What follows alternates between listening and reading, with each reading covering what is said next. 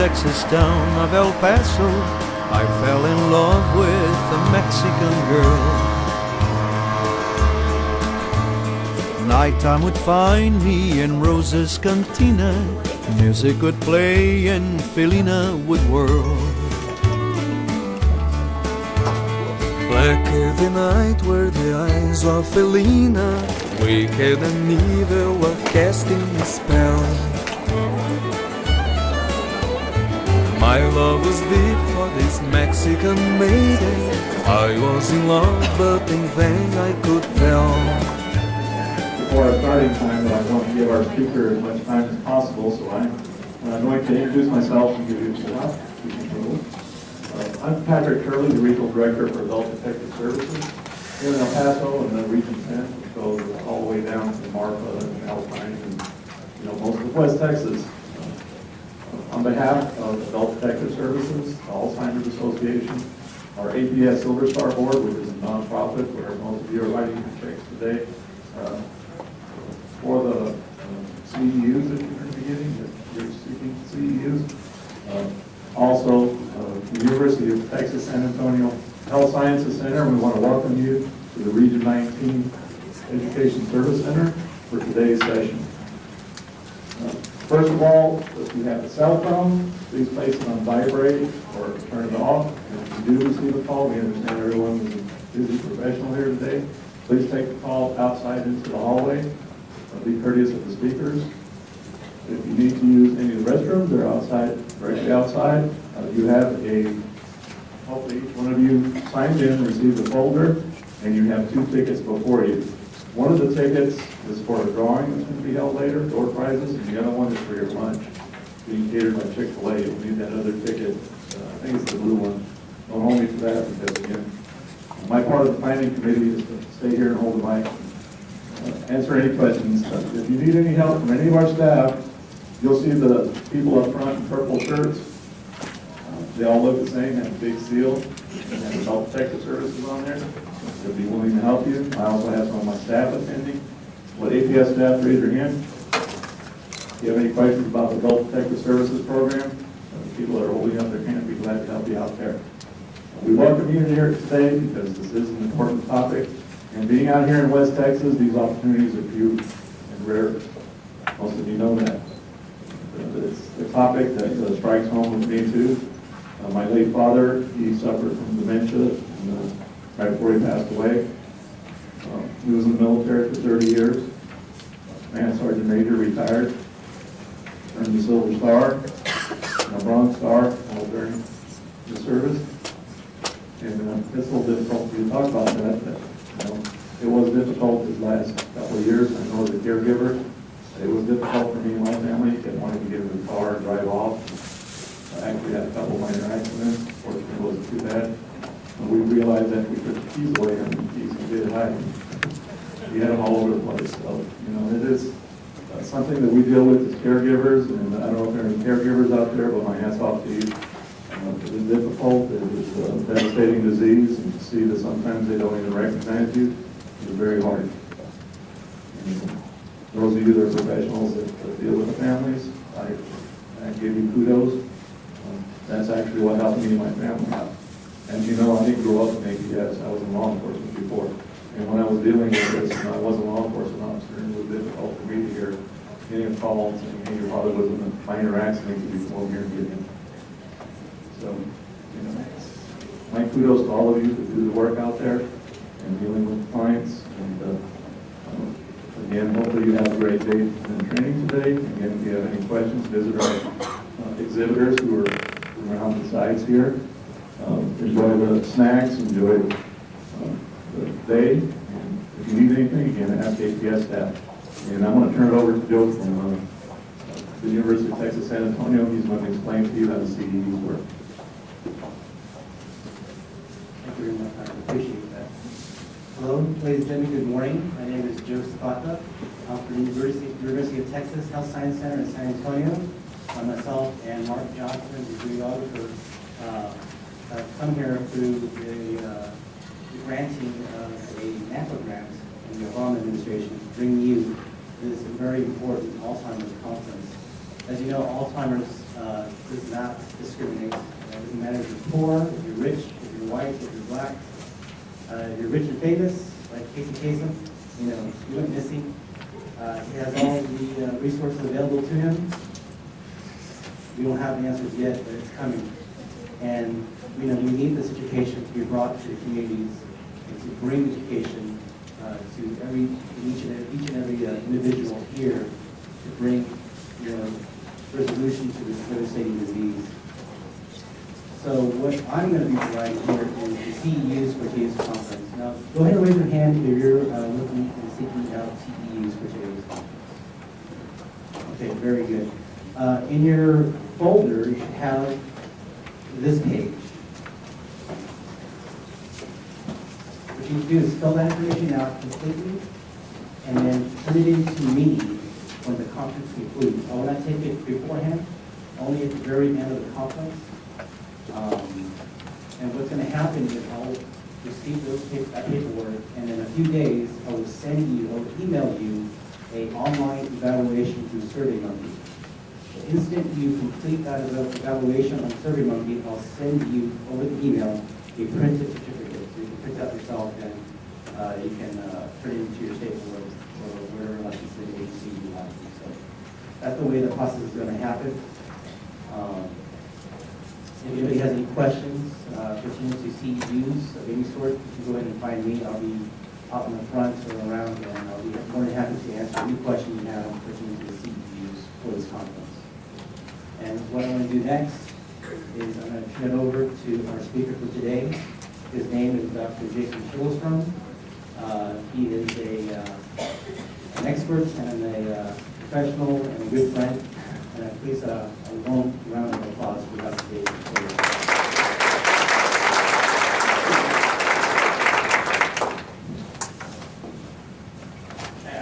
Okay. Good morning. My name is Jason Schillerstrom. I'm a geriatric psychiatrist. I'm faculty at the Health Science Center in San Antonio. I did my undergrad at UT Austin and then medical school residency and Geri Psych fellowship there in San Antonio. The biggest part of my job is I run the residency training program. So we have 60 psychiatry residents, 60 doctors learning how to be psychiatrists. A third of them are active duty Air Force, and that is what takes up most of my time. But my favorite time is Wednesday. So on Wednesday, every Wednesday, Adult Protective Services picks me up at the doorsteps of UT, and away we go into Region 8 to stamp out decisional incapacity among Adult Protective Services clients. So I do the clinical part of my job is doing home visits with Adult Protective Services pretty much weekly.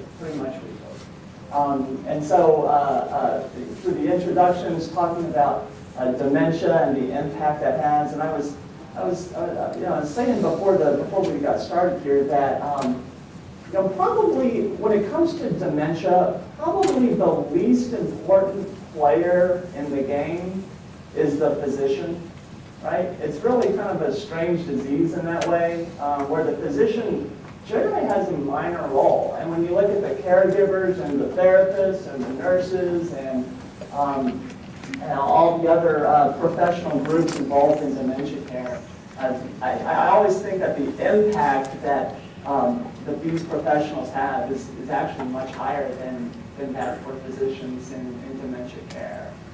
So it really is a true honor for me to be here and talk with the group that's in the trenches and providing this care day to day, and as opposed to physicians who probably see the patient maybe once every 3 to 6 months, right? So it really is a true honor to be here. Today, we're going to spend the first talk is really going to be an overview of dementia. And so what I want the group to know is what dementia is and that there are different types of dementia. And I want you to start to appreciate the differences between Alzheimer's disease, vascular dementia, Lewy body dementia, all of the different types.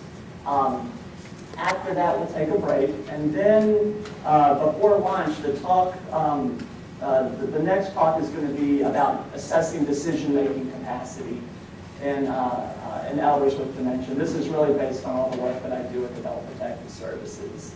Lunch will be served after that. And then I always save the driest talk for right after lunch when people are tired anyways. So then we'll talk about pharmacological interventions for agitation in patients with Alzheimer's disease.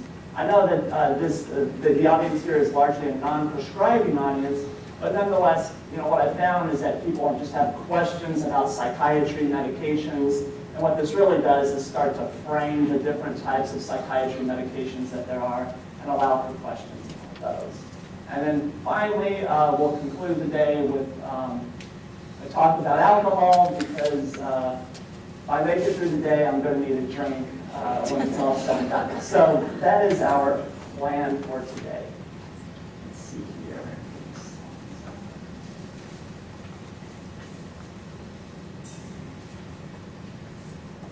Okay, so we're going to begin with an overview of dementia and dementia disorders. We're going to talk about the diagnostic criteria for dementia, discuss possible etiologies for dementia, describe criteria, clinical features between different types of dementia, and that's going to be the focus for this morning. Most of this talk is still based on DSM-4 language, right? Because I keep it for DSM-4 language for now because that's the language that's still most commonly used. Those of you may know that the American Psychiatry Association recently released DSM-5. There's probably a different set of language now. But today, dementia is dementia, and we're going to keep it with DSM-4 language. So, okay, so for dementia disorders, it's important to think of dementia. Dementia is the broad umbrella category. It's the broad diagnostic category. So there's dementia disorders. It would be analogous to saying mood disorders, right? So if someone has a mood disorder, they can have depression, or they can have bipolar disorder, or they can have dysthymia or cyclothymia. But mood disorder, under the broad umbrella of mood disorders, a lot of different ways to have mood disturbances. Under dementia disorders, there's a lot of, I always tell people there's 1,000 ways to be demenic. And so under the dementia disorders, there's a lot of different types of dementia. Probably the most commonly thought of is Alzheimer's disease. We'll certainly talk a lot about that. But again, I just really need you to hear that there's more to dementia than Alzheimer's disease. Okay, so as we're starting to think about criteria and impairments, we start with memory impairment, right? So in DSM-4 language, the number one criteria is that you have to have memory impairment. So memory can be disturbed in different ways. And so when we're working with patients, when I'm working with patients in the clinic, the first sort of branch in the algorithm that I'm trying to figure out is, does this patient have promptable or non-promptable memory impairments? And I think you'll see this when you're working with your clients. You'll see clients whose memories aren't great. They're certainly not what they used to be. But if you give them hints or clues, the memories come back, right? And so that would be promptable memory impairments. So, and then there's patients where, that you all have, where clearly the memory is disturbed. And it doesn't matter how many hints or clues you give them, the memories never come back. And these are also the same clients that tend to ask the same questions again and again, or do the same behaviors again and again, that sort of thing. So when we're in the clinic, what we'll do is we'll test to see if they have promptable or non-promptable memory impairments. Probably the most common way we do this is we'll ask the patient to remember 3 things. We'll say, okay, I want you to remember 3 things. The 3 things are, apricot, table, and pen. I want you to remember these 3 words, apricot, table, and pen. And then we'll distract them with something, spelling world backwards or something. They'll be distracted. And then we'll come back and we'll say, okay, a few minutes ago there were 3 words I asked you to remember. What were those 3 words? And then the patient, sometimes they'll get the words and they don't have memory impairments, at least not by this screen. And sometimes patients will say, well, I remember Penny, but that's it. And so then we'll say, okay, well, one of the words was a piece of furniture. It was a piece of furniture. And the client might say, oh yeah, that was the table. I remember now, that was the table. You said table, and I say, yeah, congratulations, that was it. And so if they get the word with a prompt, with a hint or a clue, that would be a promptable memory impairment. Sometimes we'll say, oh, they won't remember the word or words, and we'll say, well, one of them was a piece of fruit. And they'll say, well, and then we'll say, okay, well, was it an apricot, a banana, or a cherry? And they'll just randomly guess. Okay, they'll just randomly guess what the word is. And so that would be an example of non-promptable memory impairments. So when we think of Alzheimer's disease, y'all have worked with patients with Alzheimer's disease before. Do Alzheimer's disease patients have promptable or non-promptable memory impairments? What? Non-promptable. Yeah, Alzheimer's disease patients have non-promptable memory impairments. Doesn't matter how many hints or clues you give them, the memories just never come back. And that's the reason for that is because, and I'll show you slides where the reason for that is that they have disease in a structure in their brain called the hippocampus. And the hippocampus is in your temporal lobe, it's right here on the side. And the hippocampus is the part of your brain that encodes new memories.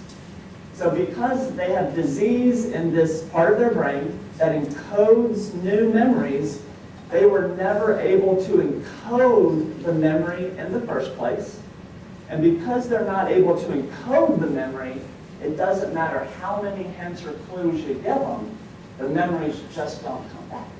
Right? They just don't come back. So this would be in contrast to like Parkinson's dementia, dementia from Parkinson's disease. So in Parkinson's disease, your hippocampus is spared. So they can encode memories.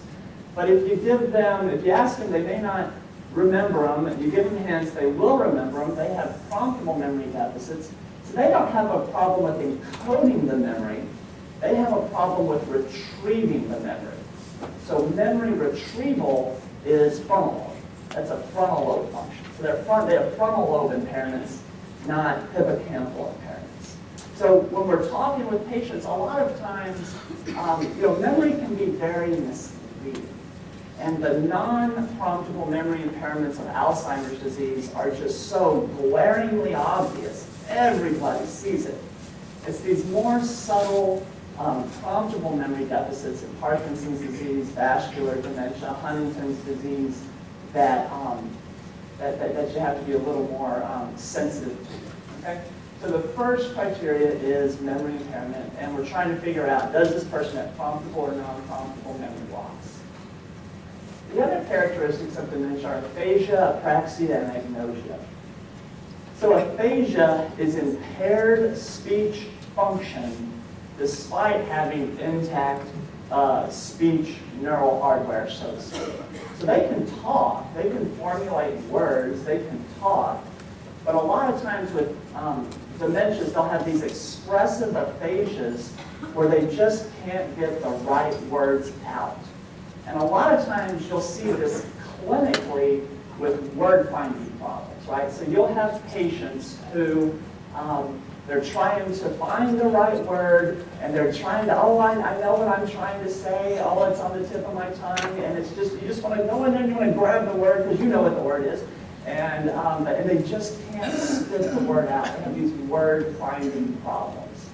So there's a couple of ways we might test for this clinically. One of the ways is quite a classic way. Those of you familiar with an instrument called the mini mental state exam, is we'll ask the patient to say, repeat what I say.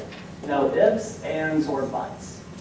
Repeat what I say. No ifs, ands, or buts. And if the patient is fine, they'll say, okay, no ifs, ands, or buts. But this phrase is specifically chosen because it forces the patient to use words as nouns that are not commonly used as nouns, right? Ifs, ands, or buts are not commonly used as nouns.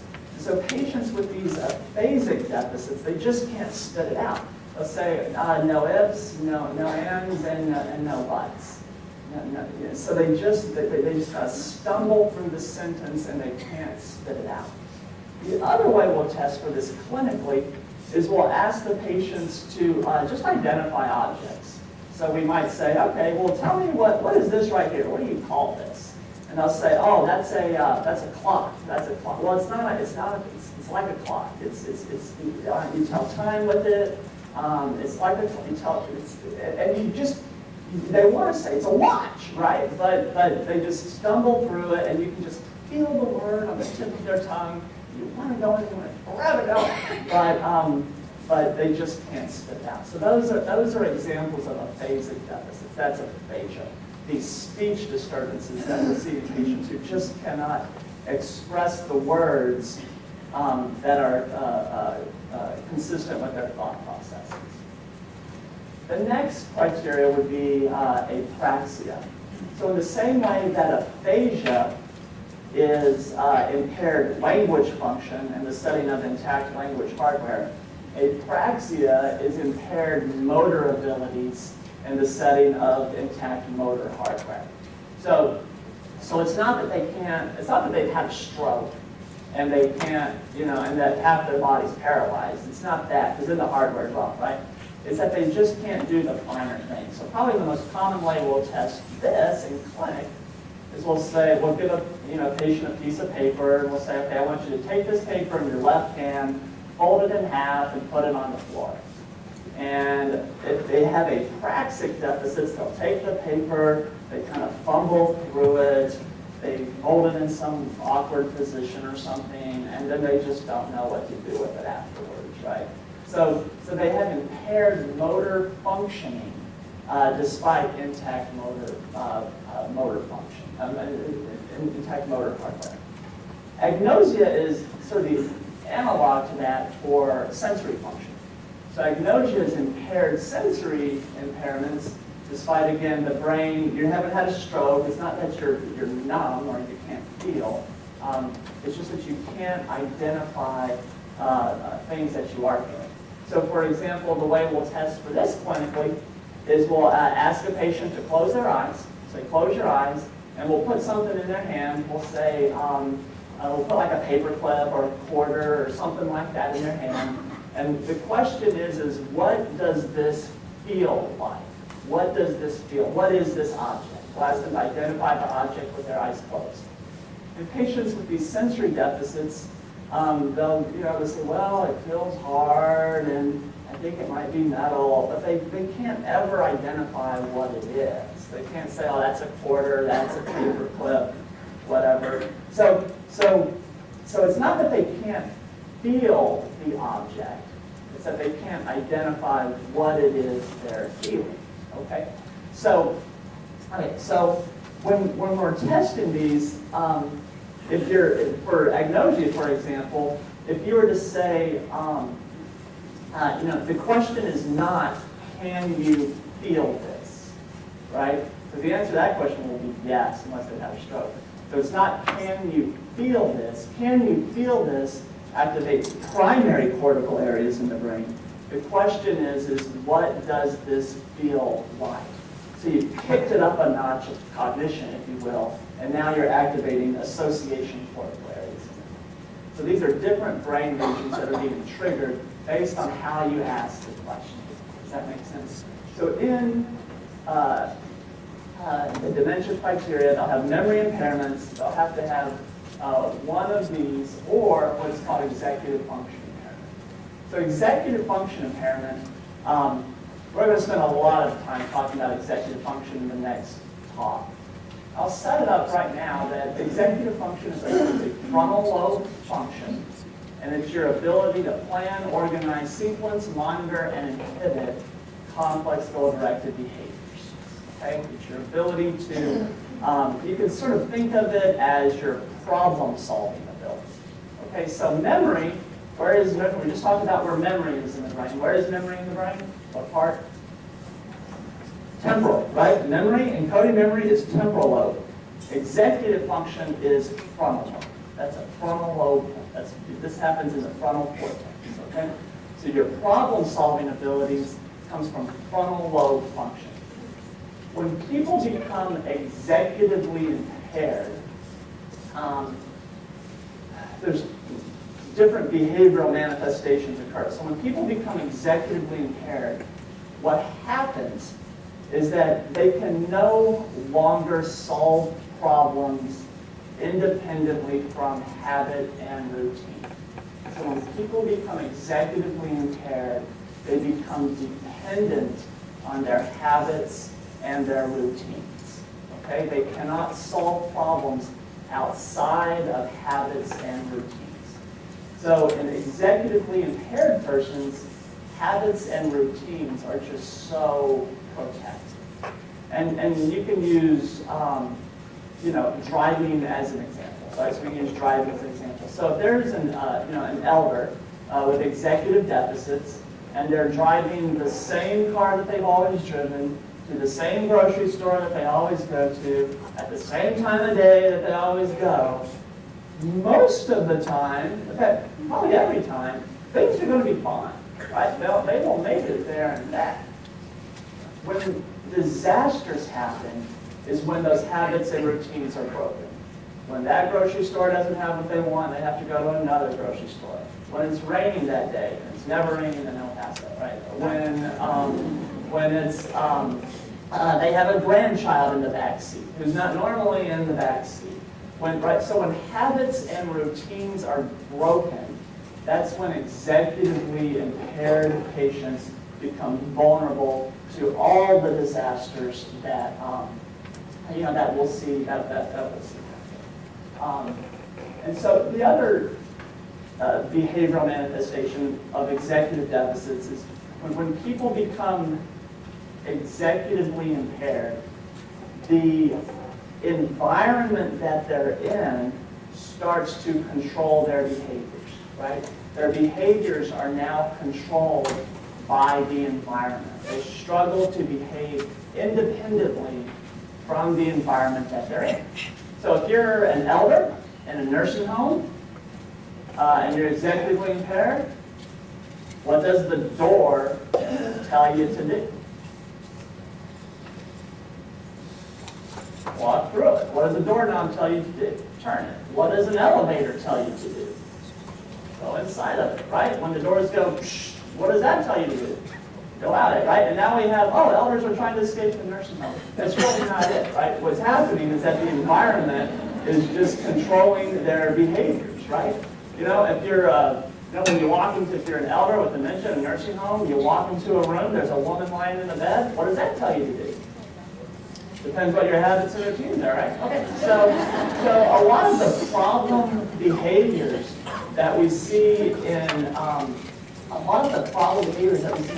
nursing home groups and in non-institutional as well as care, a lot of these behaviors are explained by executive function. And so, I can also use sort of, I think children, we'll come back to this in a little bit, but children are also just a very nice example of executive deficits. So if executive function is in the frontal lobe, how old are you when when that brain is finally developed? When that last neuron myelinates, all the synapses have connected. How old are we when the brain is finally developed? 52? No. No, sir. How old? About the age of 25, right? About the age of 25. About the age of 25. So I think as we sort of look at society, we know this, right? I can tell you car insurance companies know this, right? If any of you have teenage drivers or drivers in college, you know that the rates go down quite a bit once they hit 25, right? So I can think about, when I was teaching my daughter how to ride a bike. And so I'm teaching her how to ride a bike. And in the street, the largest stimulus in the field is this pampas grass bush. right? This big, my neighbor's big pampas grass bush. And it doesn't matter where I put her on the street. All paths lead to her crashing into the pampas grass bush, right? It's like a moth to a flame, right? That is the environment controlling her behavior, right? Like a moth to a flame. So in the adult world, you can think about this with drunk driving, right? You can think about this with drunk driving. So I don't know about El Paso, but I do know about San Antonio, and I know that at least once or twice a year, an officer will have pulled over a driver at 2 in the morning, and will be giving that person a ticket, and then another drunk driver will come right along and hit the officer, right? Will hit the officer, right? And so people will say, how could that have happened, right? How could this person have hit the officer? The officer was pulled way over to the other side of the road. They had their lights flashing. How could they not have seen this police officer? How could that not have happened? Well, the issue is that when people drink too much, they become frontally impaired, they become executively impaired, and then again, the largest stimulus in the field is this police officer's patrol car with the lights flashing, and again, just like a moth to a flame, bam, right? You'll see this out in like the deserts of New Mexico, right, where there'll be miles and miles and miles of highway, and there'll be one tree, and some person will hit that tree, right, and say, what are the odds that they would hit this tree? This is the only tree for miles. But again, when it becomes the strongest stimulus in the field, it just attracts them. So these are examples of the environment controlling people's behavior when people become executively impaired. Okay, so again, to have dementia, you have to have memory impairments, and then you have to have either aphasia, apraxia, agnosia, or executive function impairments. Aphasia is language, apraxia is motor impairments, agnosia is sensory impairments, executive function is problem-solving. Okay. And then those are the core criteria for dementia diagnosis. After that, there's different types of dementia, and we'll start talking about those now. And so I always tell people, 1,000 ways to be demented. So the types we're going to talk about today are Alzheimer's disease, vascular dementia, Lewy body dementia, and frontotemporal dementia. These are the 4 we're going to talk about today. The ones we're not talking about tend to be the dementia secondary to metabolic disturbances, endocrine disturbances, infections, and then later on this afternoon, we'll talk about alcoholism. Okay, so Alzheimer's disease is characterized by gradual onset, continuing cognitive decline. The cognitive deficits are not due to other metabolic disorders. The subtypes are early onset or late onset, whether it happened before the age of 65 or after the age of 65. And then these can occur with behavioral problems or not behavioral problems. For the subtype of early onset and late onset, the primary reason why that's important is it informs the contribution of genetics. So one of the questions I'm always asked is Alzheimer's disease genetic? If my dad had it, am I going to get it? Is it genetic? Is it heritable? That kind of thing. What we know is that if someone develops Alzheimer's disease before the age of 65, genetics are very important.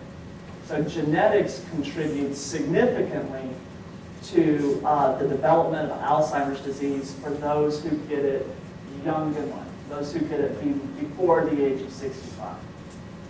For people who get Alzheimer's disease after the age of 65, genetics is just so much less important. Genes are always important. So the genetics can contribute risk factors, but for someone, if someone's dad develops Alzheimer's disease at the age of 75, it is impossible to predict if they're going to get, if their children are going to be more vulnerable to Alzheimer's disease. So it's not nearly as well correlated as it is with early onset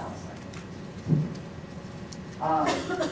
So in the early clinical stages for Alzheimer's disease, we'll see that the patient becomes disoriented, the personality changes, problems with routine tasks, they start to develop judgment and memory problems, and again, these problems with routine tasks especially are often exacerbated by changes in the environment.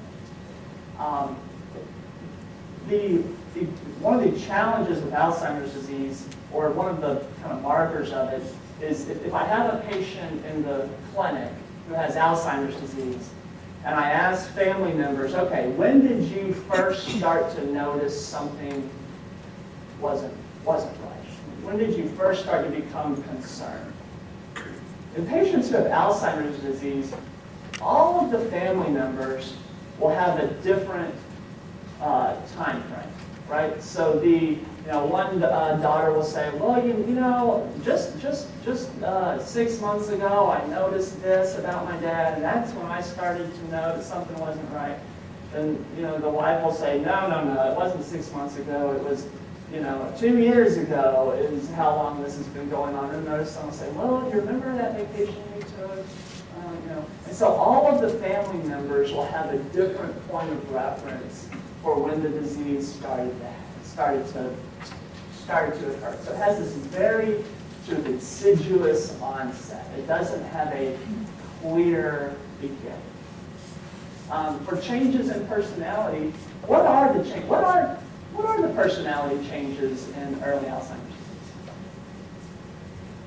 What do y'all see? Patients with early Alzheimer's disease, how does their personality change? What's that? They tend to, in the early stages, they tend to not be as agitated as in the later stages.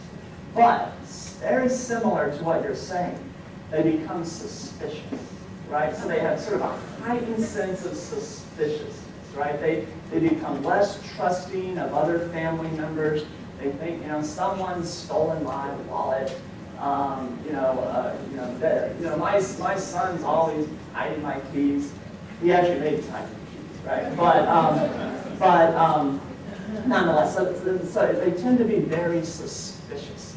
And the other variant that we'll see is that they become kind of silly, right? So they become a little disinhibited, they say things that are not socially appropriate when in social situations, so they can become kind of silly, that kind of thing. And again, because they're starting to develop these executive deficits, when you change their environment, it just magnifies the problem. So around the holiday season, we always get a flurry of consults around the holiday season. So the typical scenario is that someone will have, invited their mother over for Thanksgiving dinner, and they'll have asked that mom, mom wants to bring something. What can she do? And okay, well, you take care of the green bean casserole, right? Something like that. You're going to do the green bean casserole, right?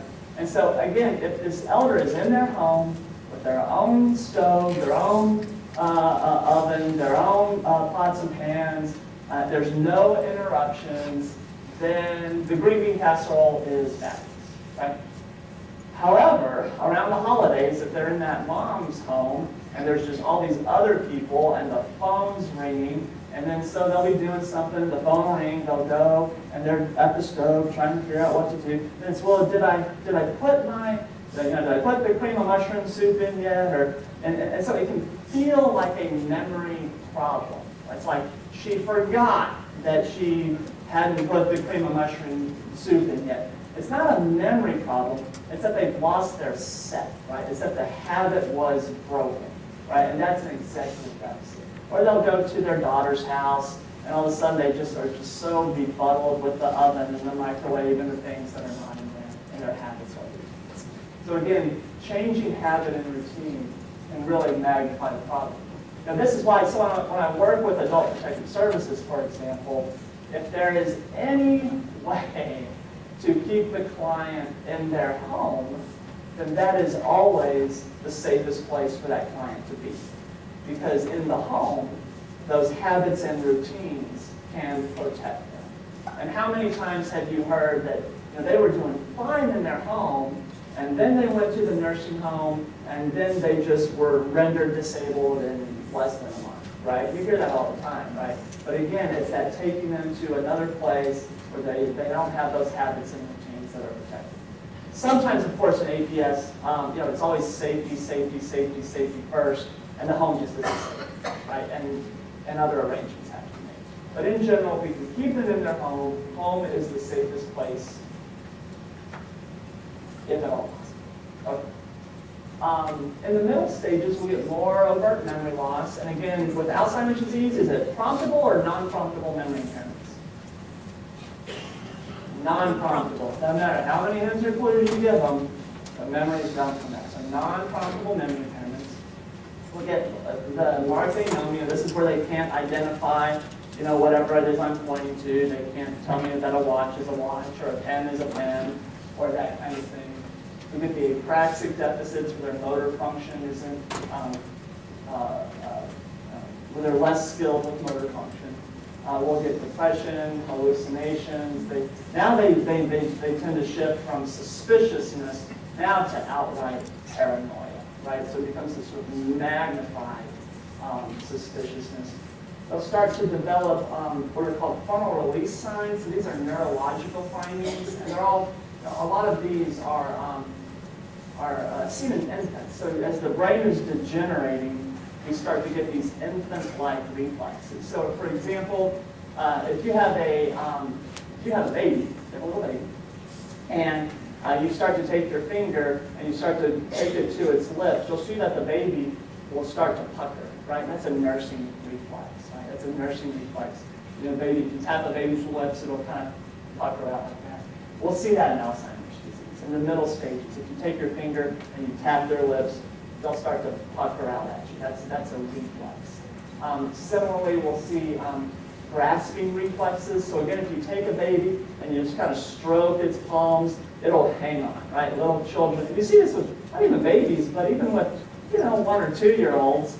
As soon as you stick your finger down, and if they're walking across the street or whatever, they'll just like naturally grab onto your finger, and you walk across the street, and you don't even have to hold their hand because they're just grasping onto your finger, right? So we'll see the same grasp reflex in patients with Alzheimer's disease.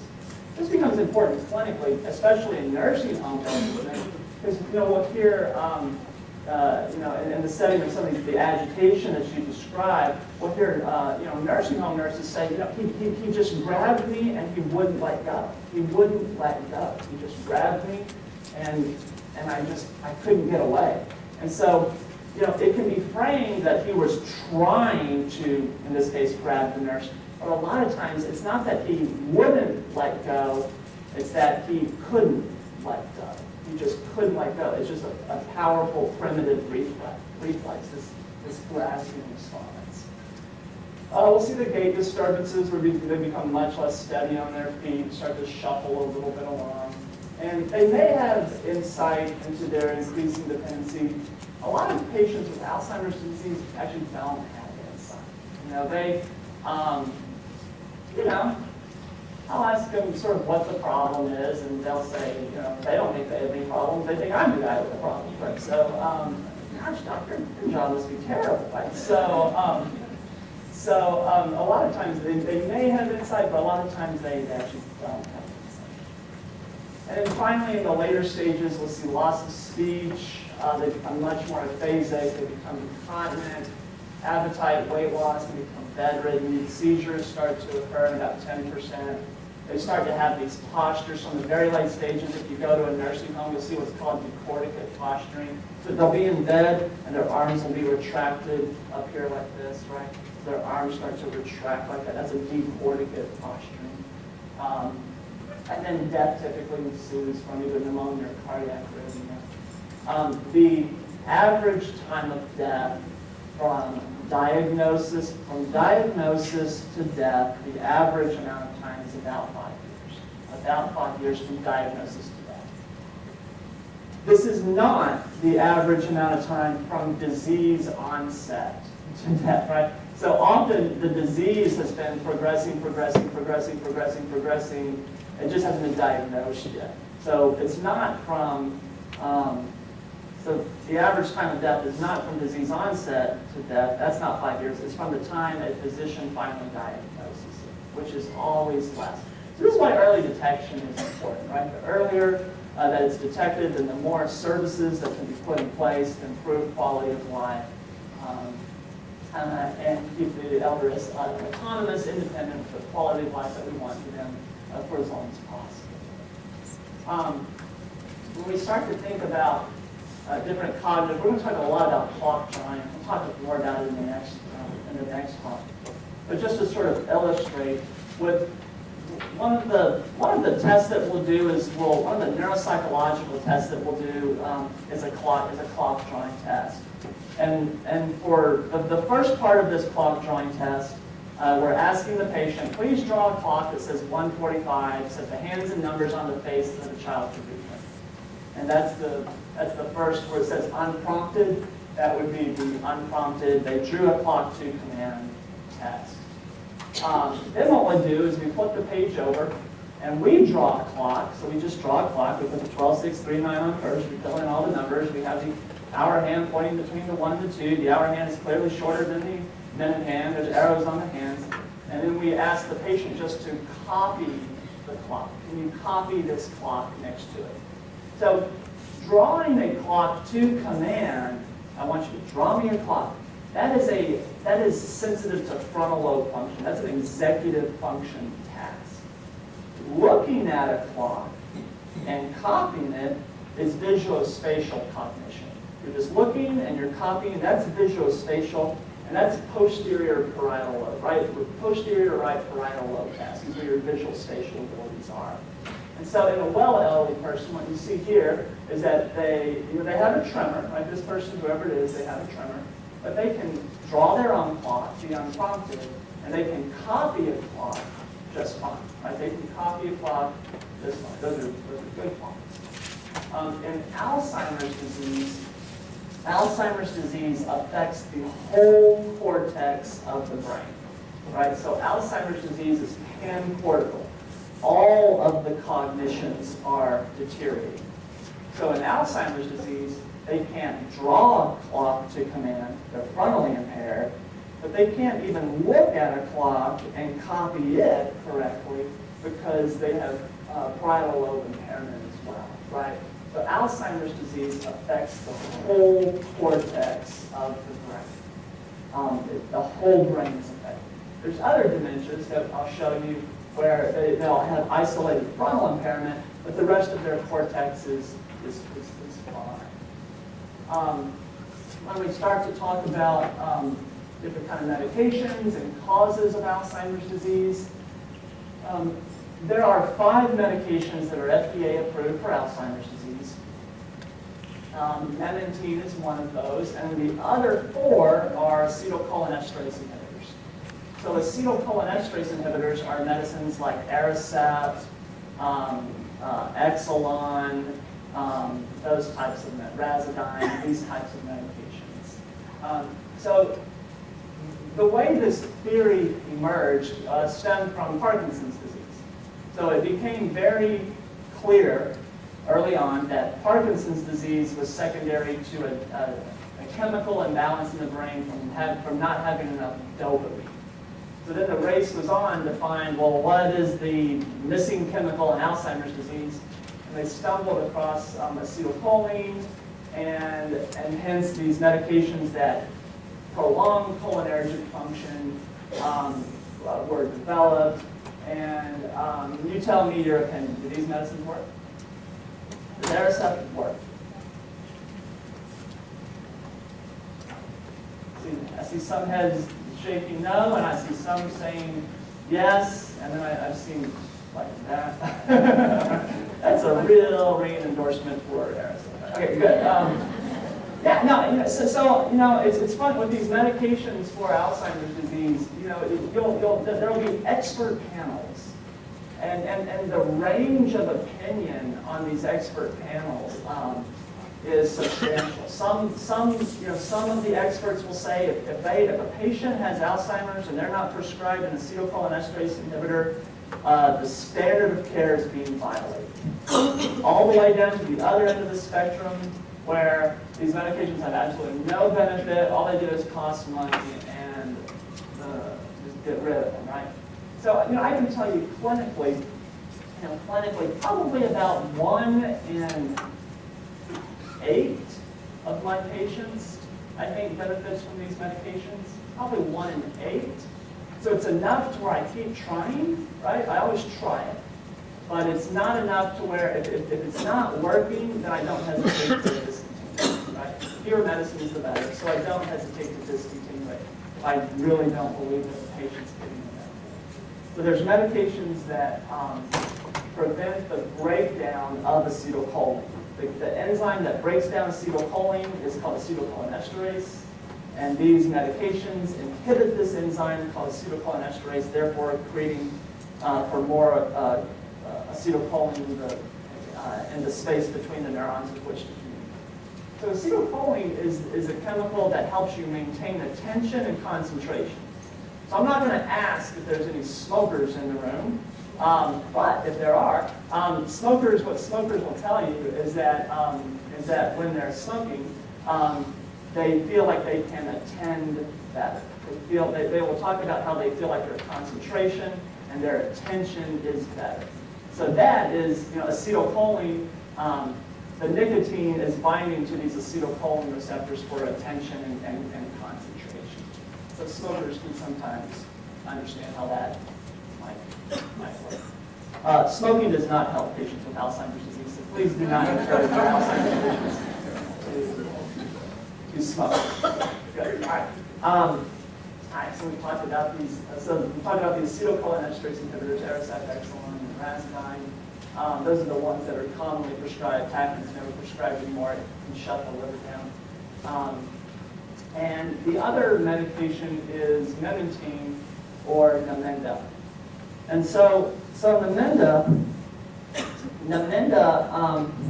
what memantine or Namenda does is it prevents too much calcium from entering nerve cells.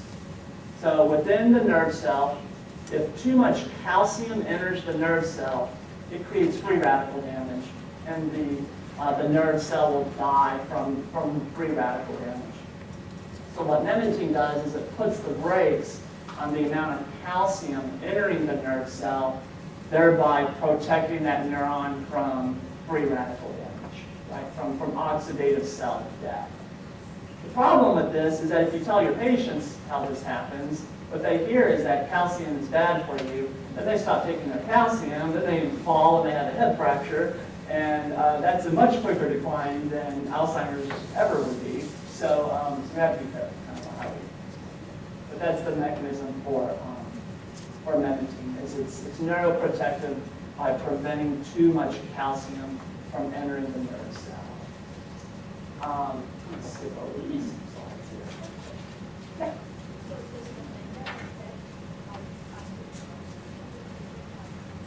Yeah, so the question is does memantine, does that affect osteoporosis? No, and that's because there's not the receptors that, because the receptors that are in the brain that memantine's acting on are not in your bones. Yeah.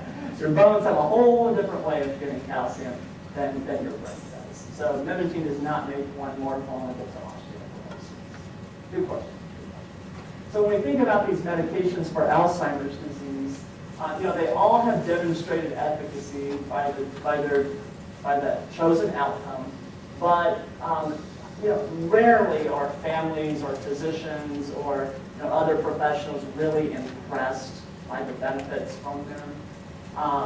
Some patients show improvement, and what's also true is that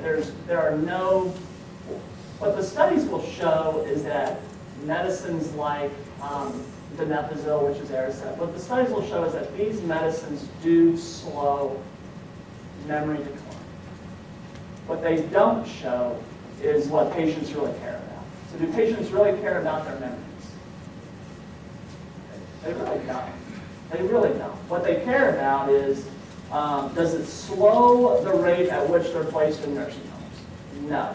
Does it slow functional decline? Does it slow down the decline with which they can no longer care for themselves?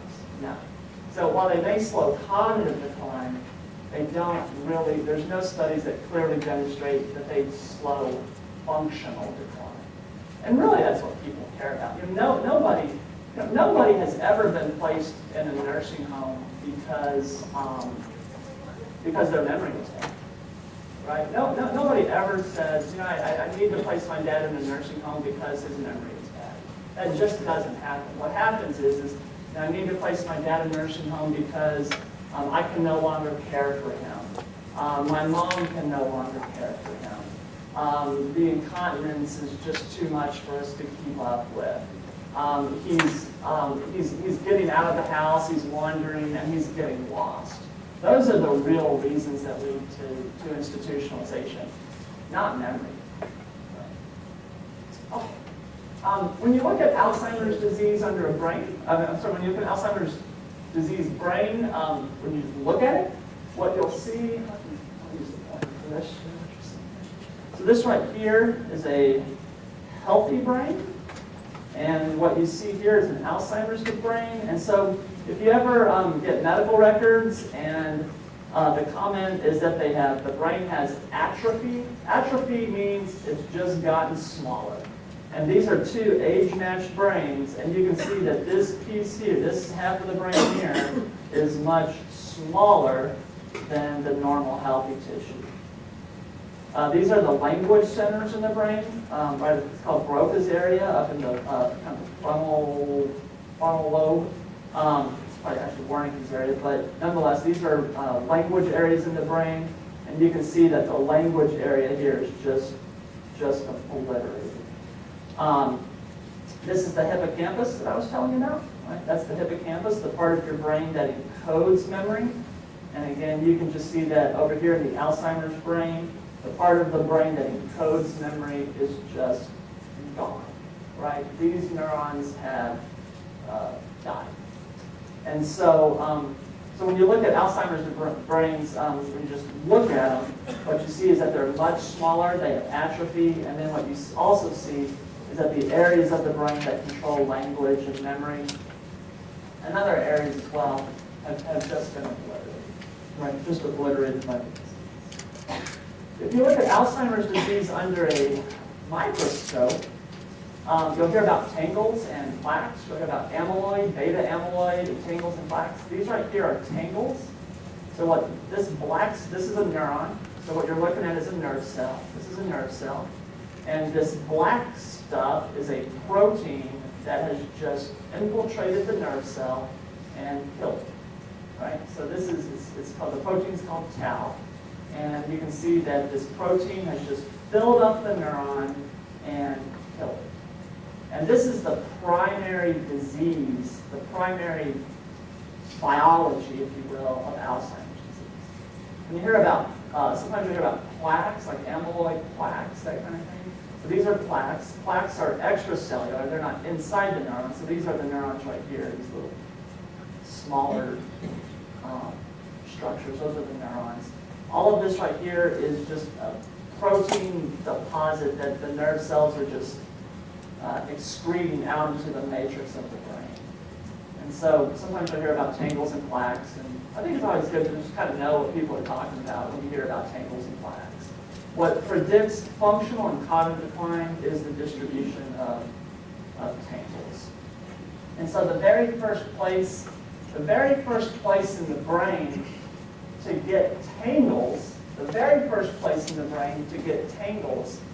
is your pre-olfactory cortex. Your olfactory system is that part of your brain that allows you to smell. It's the part of your brain that allows you to smell. And the very first place in your brain that gets tangles is the part of your brain that helps you identify smells. So 40% of 40-year-olds already have tangles in this area of the brain. 40% of 40-year-olds already have tangles in this area of the brain. Are they demented? No, because they can't identify smells, but their memory is fine, their executive function is fine, they're fine, right? But they can't identify smells. So one of the clinically, one of the tests that we'll sometimes do are smell tests. So if a patient can identify a smell, so we'll have a patient close their eyes and we'll say, okay, tell us what this smells like. And we'll have coffee or mint or something like that. And if they can identify the smell, the chances are really good that they don't have Alzheimer's disease. If they can't identify the smell, then it doesn't mean they have Alzheimer's disease, because there's a million reasons why someone will not be able to identify a smell.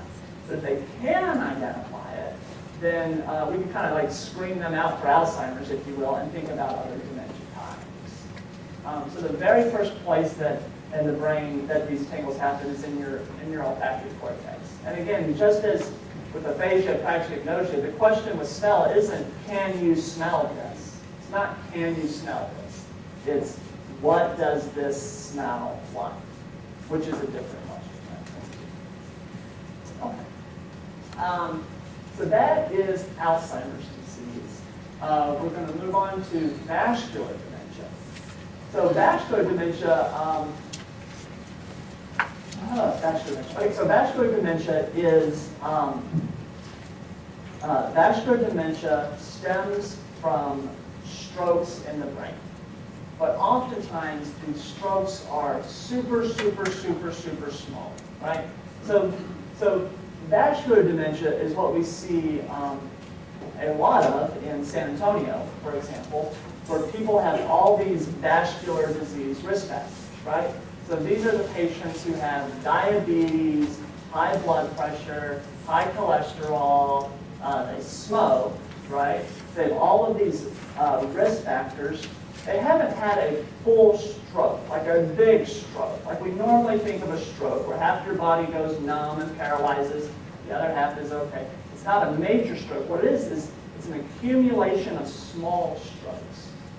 So with vascular dementia is unlike Alzheimer's disease. With Alzheimer's disease, you ask family, when did things start to go wrong?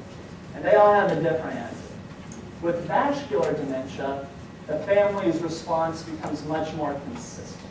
And as all the family agree that things started to go wrong a year ago. And they all tend to agree. So what will happen is that a person will have a given level of cognition and functioning, and then they'll have a stroke, and they step down to a lesser level of cognition and functioning, and then they stay at that level, and then they have another stroke, and they step down, and they just keep stepping down. So Alzheimer's disease is just a relentless, progressive cognitive functional decline, right? But vascular is much more stepwise, right? So if you catch it early, if you can do stroke prevention, right? If you can get them exercising, eating right, taking their blood pressure medication, managing the diabetes, then it's possible that you can stop it, and they can just stay at that level of cognition and functioning indefinitely, right? So the prognosis for vascular dementia is better than for Alzheimer's. For vascular dementia, what we'll see, so again, clock drawing. So we'll ask them to draw a clock to command. I want you to draw me a clock. This is 1:45. So the hands and numbers on the face, the child can read it. That's an executive function task. And you'll see in that first clock on the left there, they can't do it. So they have frontal lobe impairments. That's where the strokes are happening. The strokes are happening in the frontal lobe. But if we flip the paper over and we draw our own clock, and we just ask them to copy it, then you can see that clock in the middle. They can do that just fine, right? So they can look at a clock and they can copy it just fine. So all of their strokes are up in the front. They're executively impaired. Nobody really gets strokes in the back part of your brain. That's a strange part of your brain to get strokes in. So they still have preserved visuospatial function. For vascular dementia, these patients, do you think they have promptable or non-promptable memory impairments? Promptable. So vascular dementia patients, their memory isn't great, but it doesn't seem that bad. Like, they remember well enough. Maybe it's just old age. that is affecting their memories don't seem that bad. But nonetheless, they are impaired. They cannot retrieve memories, and they require prompts to retrieve. So this is an example. It's kind of a blurred slide I'll show you here. So this is an example of vascular dementia. So you're looking at a brain, and all of these little dots here that you see, these little dots, if you can see all these little dots, these are strokes. All of these little dots here are strokes within the brain. All those little dots, those are just lesions. So again, it's not a massive stroke. It's just an accumulation of those. And then if you look at their brain under an MRI, all of these white patches are strokes. So you just see an accumulation of vascular disease. What you also see here, what's also nice, you might be able to appreciate with this slide, is that their brain hasn't shrunk. So when you look here, their brain, the edge of the brain is approximating the inside of the skull, right? So you don't see the atrophy, the profound atrophy or the shrinking of the brain that you see in Alzheimer's disease. Instead, what you see are all these white patches, these stroked out. Okay. And then, the next type of dementia that we'll talk about is Lewy body dementia. So we're going to talk about Alzheimer's disease, vascular dementia, Lewy body dementia, and frontotemporal dementia. So Lewy body dementia is another cortical dementia. It affects the whole cortex of the brain. It has all this. You have to have Lewy body dementia. You have to have memory impairment, aphasia, praxis-agnosia, executive function impairment. You have to have all of that. But then, in addition to that, for Lewy body dementia, you have to have 2 of 3 things: either Parkinsonism, confusional spells, or visual hallucinations. And we can talk about these 3 things. So you have to have, in addition to the memory loss and the cognitive impairments and the functional loss, now you have visual hallucinations, these spells, and visual hallucinations. So for Parkinsonism, a lot of times in the Lewy body cases with the Parkinsonism, we don't see sort of the classic pill rolling tremor. So in Parkinson's disease patients that you may have worked with before, they have kind of this classic, what's called pill rolling tremor, where the arm is kind of moving up and down, and it kind of looks like they're trying to like roll up a pill, I guess, in their hands. We don't see that. Instead, what we see is the rigidity. So if you take a person with Lewy body dementia and you ask them to just relax, and you start moving their arm up and down, what you'll see is that their arm doesn't move up and down nice and fluid-like. Instead, it ratchets. So they're very stiff, and they just kind of ratchet up and down as you're trying to move their arm. So they're very stiff. They have this cogwheel rigidity. There's the patients that kind of shuffle along on the floor. They can barely pick their feet up. They have no emotional expression in their face. It's sort of like, have you seen those pictures of those posters where they have like different, like the dog face is always the same, and it says happy, sad, excited, whatever. There's like no variance in emotional expression. It's always just kind of this blunted look. So these are the Parkinson's symptoms that we'll see in Lewy body dementia. For visual hallucinations, the visual hallucinations in Lewy body dementia are just so profound. So these aren't people who see shadows at the corners of their eyes. These are people who see, I see a small child sitting here. Who let this child in here? Or who let all these cats into my house? I told you if you don't close the back door, the cats are going to get in, and here's all these cats. Right? So just incredibly profound visual hallucinations, as clear as day. These visual hallucinations are just as clear as day. So you can imagine then in a nursing home setting, for example, if you have Lewy body dementia, what you'll see is you'll see a man. You can see a man just standing in your doorway. So you just see this visual hallucination of a man standing in your doorway, and you're shouting at him to get out, get out, get out, get out. But the man never talks back. because you don't have auditory hallucinations, right? So they'll see things, but they don't have auditory hallucinations. They don't hear things, right? So then you can imagine just sort of how frightening that can be. Right? Let's see here. And then the last would be these fluctuations. So with Lewy body dementia patients,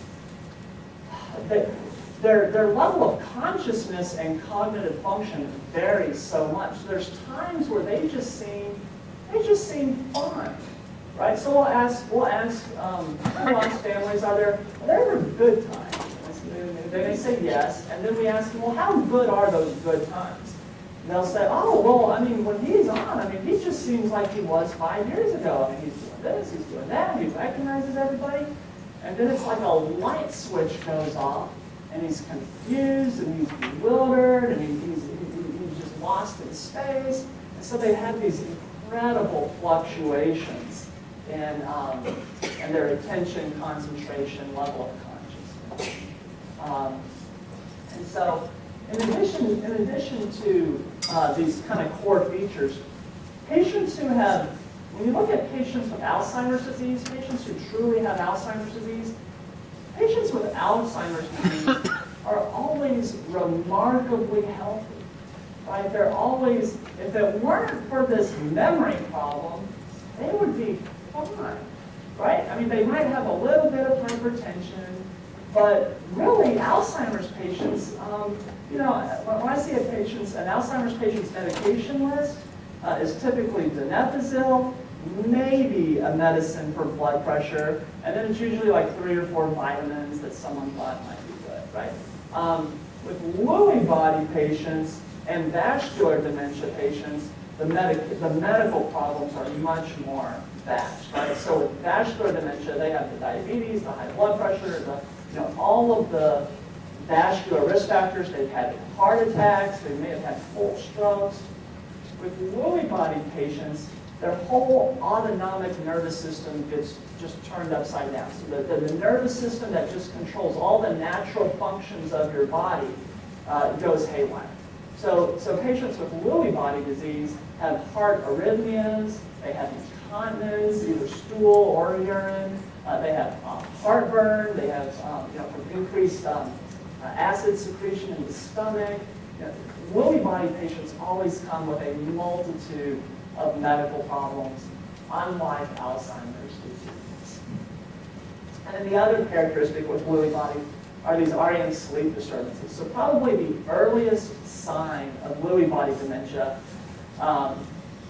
those of you that are married, is talking out in your sleep, right? So it's sleep talking. So sleep talking probably forewarns about, by at least 20 years, the possibility, I should say, of Lewy body dementia. So patients with Lewy body dementia, these are the patients who will come to my office and the spouse will say, I just can't sleep with my husband anymore. You know, I mean, he flails around in bed, he's kicking, he's punching me, I can't sleep, I feel like I'm, in the boxing ring every night I go to bed, and they'll have moved out of the bed, and they're now sleeping in a different bed because of all this flailing around. So normally when you sleep, your brain stem paralyzes your motor system. So for example, if you dream that you're running, you're not actually in bed running, right? So your motor system is paralyzed. In Lewy body dementia, the brain fails to paralyze the motor systems. And so they just flail and they talk out and they do all that stuff. Okay. If you look at Lewy body under a microscope, this is what a Lewy body looks like. It's called Lewy body for this reason. There's a pathologist, Dr. Lewy, who discovered this with this stain. And so in the same way that Alzheimer's disease has these tangles that you'll see under a microscope, Lewy body dementia has these also proteinuria accumulations within the brain matrix. Okay, and then the last one before we have questions and take a break would be frontotemporal dementia. So frontotemporal dementia, this is the dementia that people get when they're young. This is what people get between the ages of 55 and 65. And the way that frontotemporal dementia most commonly presents is a person will bring their parent to my clinic and they want them evaluated for new onset bipolar disorder. Like they think, man, my dad's behavior, my mom's behavior just isn't the same. They're impulsive. They're making terrible decisions. They're sexually disinhibited. Their personality has just completely changed. And their personality has changed so much. It's marked by so much disinhibition and impulsivity that it can appear that the elder is manic. It can appear like a manic episode. It's not a manic episode because they don't have the sense of euphoria, right? They don't feel this sense of high. The other thing that suggests it's not a manic episode is that they sleep fine at night. So patients who are in a manic state do not sleep fine at night. They don't necessarily have the irritability of mania either. And so what we'll see in the clinic is sort of evaluations for new onset bipolar disorder in a 60-year-old person. So people don't just get bipolar disorder from out of nowhere at the age of 60. Not unless there's like a medical explanation, they have a stroke and it's part of the brain. Now, bipolar disorder is a lifelong condition. It starts to manifest in your teens or 20s. So people don't not have a mood disorder and then out of nowhere get bipolar disorder unless there's some sort of medical explanation. So what we'll see in frontotemporal dementia, we'll see the profound executive impairments because they're frontally impaired. The speech centers are in the left temporal lobe, so they have these incredible expressive aphasias. They just can't get the words out. And then here on this slide, what you see is that the front part of the brain, what you're seeing here is that the frontal lobe is just being eaten up and just degenerating, right? This is just withering away. But the back half of the brain actually looks pretty good. So if this patient had Alzheimer's disease, the back half of the brain would look as thin and atrophied as the front part. But what you see is that what you're looking at here is just sort of isolated frontal lobe degeneration. If you look at it under an MRI, again, this is the front right here, and you can just appreciate how much less mass, how much less material, how much atrophy is in the front part of the brain compared to the back half of the brain that's full. It's reaching the edges of the cranium. So this is frontotemporal dementia here. It's incredible personality changes with relatively preserved memory function, and just lots of inhibition, disinhibition, and impulsivity. Probably one of my most remarkable frontotemporal dementia cases was a patient who decided to invest in Arizona volcano mines. So he was a financial exploitation victim. And so he decided to invest in Arizona volcano mines. And the idea was that there's all these ancient Arizona volcanoes that back in the day spewed forth gold and rubies and platinum and all this precious stuff. And so he's investing in these machines that will drive across the deserts of Arizona and sift through the sands and get all these diamonds, platinum, rubies, and everything, and then he'll be rich. How hard can it be, right? So again, just very disinhibited and impulsive and just very vulnerable to these financial exploitations. Okay, so when we're doing evaluations for dementia, what we're always trying to do is figure out, is this because of a medical condition? So probably the primary reason to see a physician to begin with is to make sure that the dementia, the memory impairments, the executive impairments, the functional loss isn't secondary to a treatable medical condition, right? There's like nothing worse than treating a patient who has hypothyroid disorder with Aricept, right? Like That would be like really bad. Okay, so what we want to do is make sure that their thyroid function is working. We want to make sure that their vitamins aren't depleted. B12 and folate are the two vitamin levels that we always check. Again, you don't want to be treating someone who's B12 depleted with, whatever, Dementia or whatever. We're going to make sure they don't have syphilis. RPR is a syphilis measure.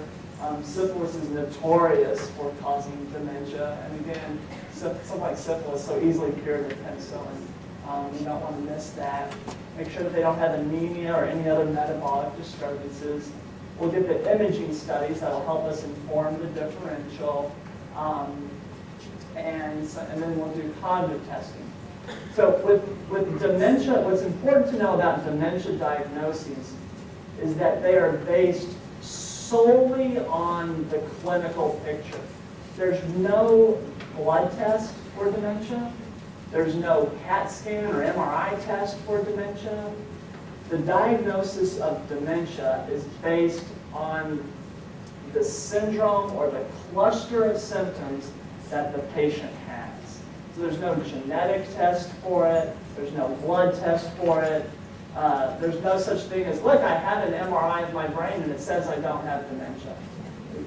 The MRI informs what might be causing or not causing the dementia, but there's no diagnostic test for dementia. It's based exclusively on the history that we get from the patient and their family. And then we use all these tests here to make sure that it's not secondary to a treatable medical condition. That's the only reason we're getting all these tests, is to make sure that there's not something so easily treatable that could explain all these symptoms. For cognitive testing, I'm going to touch here on the mini mental state exam. Some of you may have seen this. The mini mental state exam, I bring this up now, the mini mental state exam is not a dementia test either. Some people will say, I passed the mini mental, therefore I don't have dementia. You can't think of it that way. The mini mental state exam is a cognitive test. It screens for some, not nearly all, but some types of cognitive impairments. It screens for orientation impairments, a little bit of memory. It screens for some of those visual spatial impairments that we talked about. The mini mental state exam is not a dementia test. It is a cognitive screen only. The mini mental state exam in particular is very good if the patient has Alzheimer's dementia. So you can use the mini mental state exam to track the course of Alzheimer's dementia. It's not good if your patient has any other type of dementia. Okay? So if you're doing capacity assessments or dementia screens, if they pass the mini mental exam, that's great. Give them a high five. That's awesome. It doesn't mean they don't have dementia because it's only a cognitive screen. It's not a dementia test. And it's only really good for Alzheimer's dementia, not vascular dementia, Lewy body dementia, frontotemporal dementia, Huntington's dementia, Parkinson's dementia, dementia secondary to metabolic or hormonal disturbances. It's not good for any of those, okay? So always when you're working with docs and they say, well, I did a mini mental and they're fine, don't just stop there. All right. That's a clock we'll talk about tonight. Okay, so let's we have some time for questions, and then we'll take a break. Any dementia-related questions? Yeah.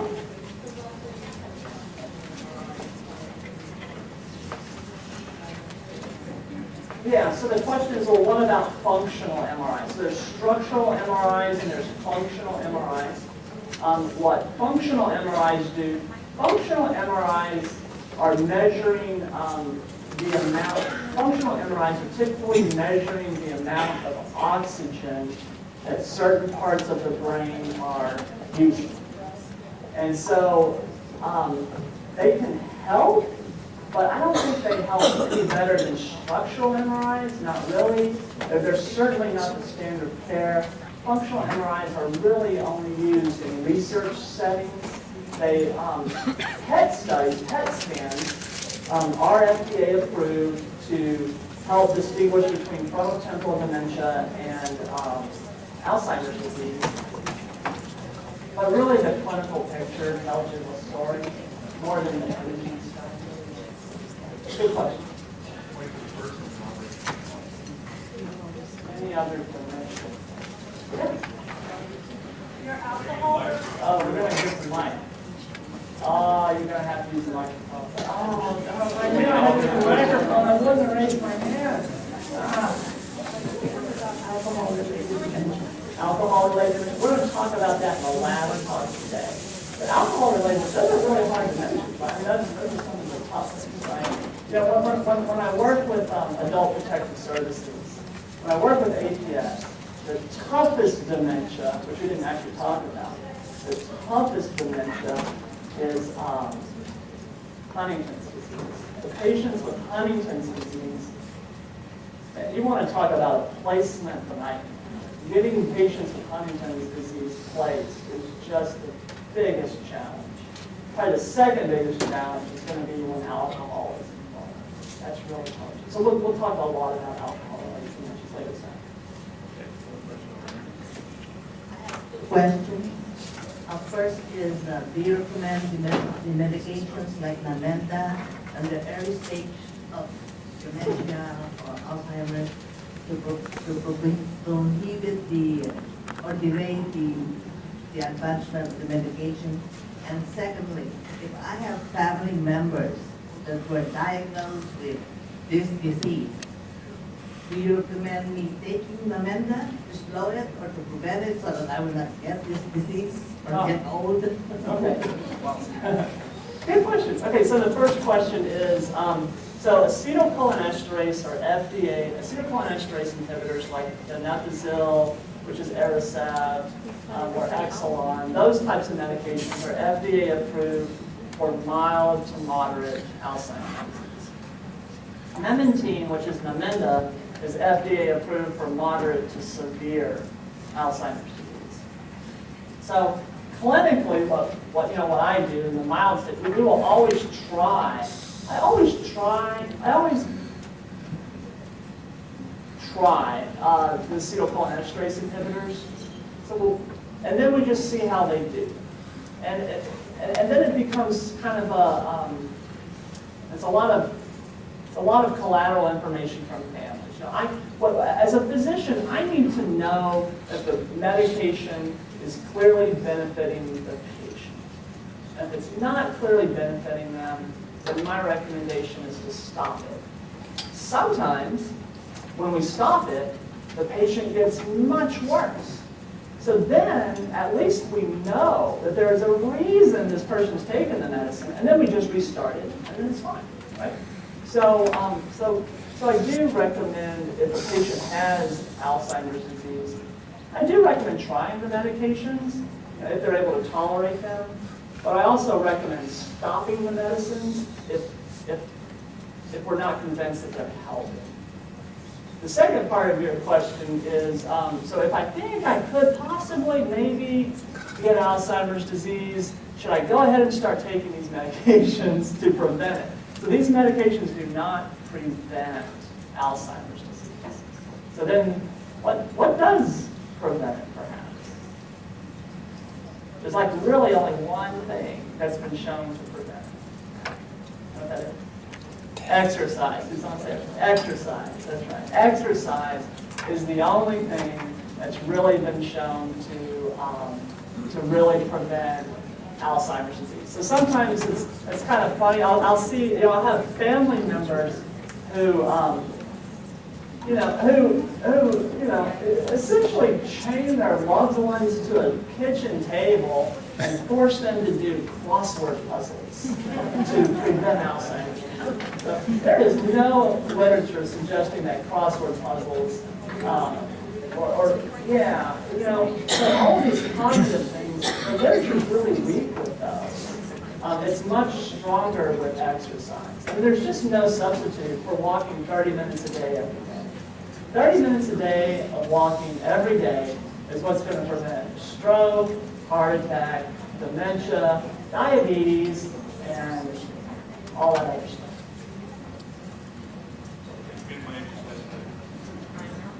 I have a question. In your presentation of Lewy body dementia, you mentioned about excessive drowsiness. What's considered excessive?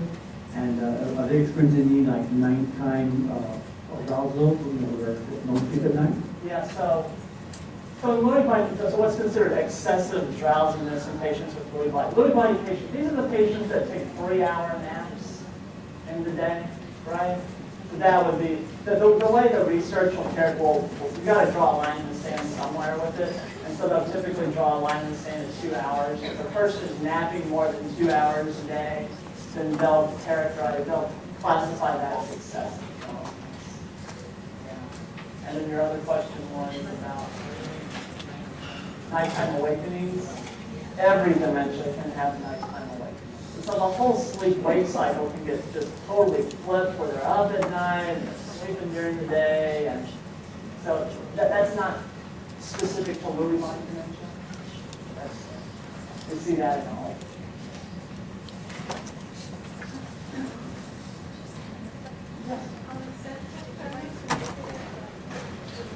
Oh, so the question is are essential tremors indicative of dementia?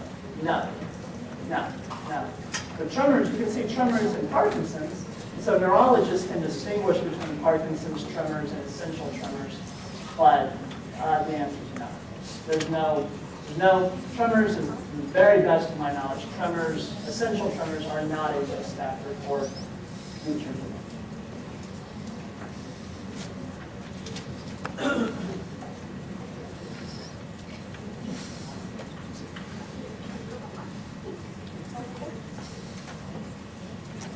My question is, who is more prone to getting women or men? Who is more prone to getting dementia, women or men? Who would you guess? Women.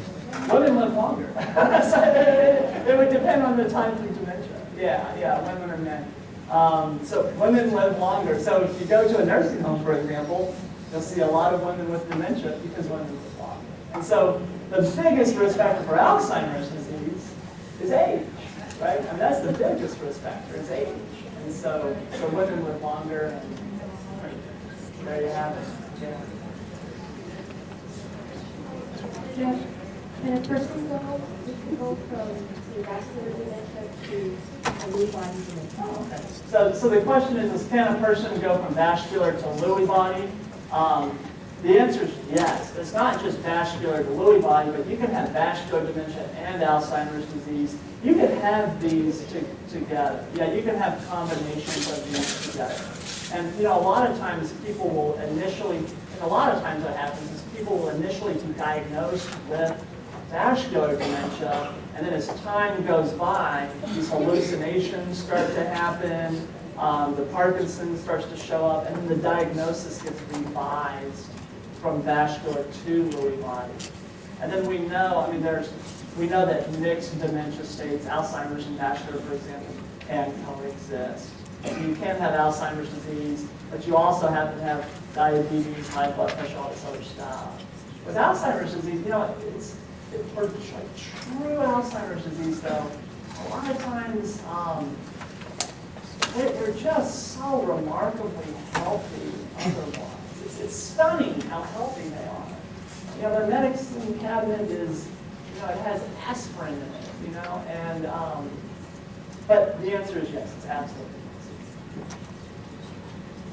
You mentioned earlier about bringing their parents for bipolar. How is that related, or is there any relationship between that and you have a lot of younger individuals in their 20s that are doing well, and all of a sudden they lose all their intuition, they go down. Yeah. So bipolar disorder and dementia disorders, mood disorders and dementia disorders are very distinct. What seems to be clear, what seems to be the most clear is that depression, not bipolar disorder, but depression is a risk factor for dementia.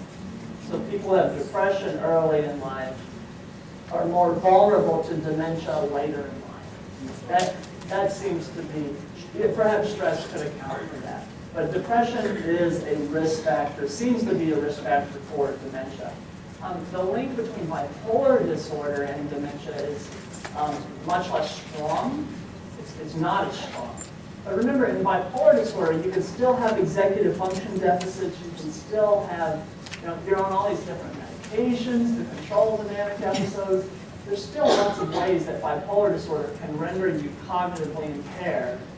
You don't have dementia because you don't have a neurodegenerative disease. Your neurons aren't necessarily dying, but you're still very much impaired. There have been some studies that show that lithium is a medication taken by people with bipolar disorder to control the manic episodes. There have been some studies that show that lithium might be protective against Alzheimer's disease. So lithium might protect you against that. So the clear connection is that depression being a risk factor for dementia, not so much bipolar. Why depression is a risk factor? No, not that much. The question is why might depression? I think there's lots of ideas. So depression, you have increased cortisol levels. Cortisol is toxic to the brain, especially the hippocampus, that sort of thing. I think there's ideas, but I don't think people really know why. Correlation between diet, high protein diets, and high pH levels to dementia? Is there any correlation between high protein diets and dementia? Not that I'm aware of. I'm not sure that high protein diets make you more vulnerable or less vulnerable. I'm not sure that those do. It's an interesting question, but not that I know of. It doesn't mean that, right? It's not that I'm aware of. Yeah, you're going to bulk up and see. Very good. Okay. Enjoy that. But I guess with high protein diet, the high protein diets are high in fat, for example, as well. So like the red meat diet. So there's clearly a correlation between high cholesterol levels, for example, being risk factors for dementia. I'm just not aware of pH levels. If your pH is pretty constant, that would mean you have renal disease, and so I guess if you have renal disease, then that would mean that would certainly be a risk factor. But pH in and of itself, not that I'm aware of. Anyone else? Okay, thank you, doctor. I guess we're... Take a 15-minute break. Some of you brought your mobile devices. They do have free Wi-Fi here. If you look on the screen, I think it says guest B is what you log on to, and the password is all lowercase. Pause for